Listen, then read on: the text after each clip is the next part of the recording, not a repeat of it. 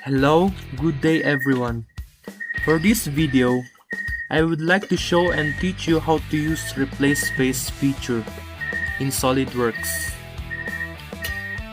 So as you can see, first thing you'll need to do is get two objects like this and this extruded surface. So what we need to do is replace this top of the first model in this second,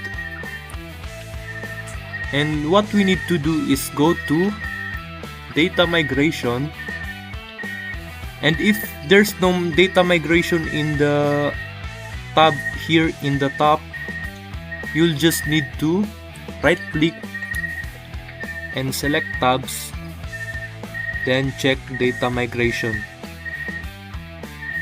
So as you can see here in data migration, you can see replace face. So that's what we're going to use. We will simply click it, then choose the first model, which is this one, then click this second model for them to replace here, then check. As you can see in this model that the first model is being replaced to the second model,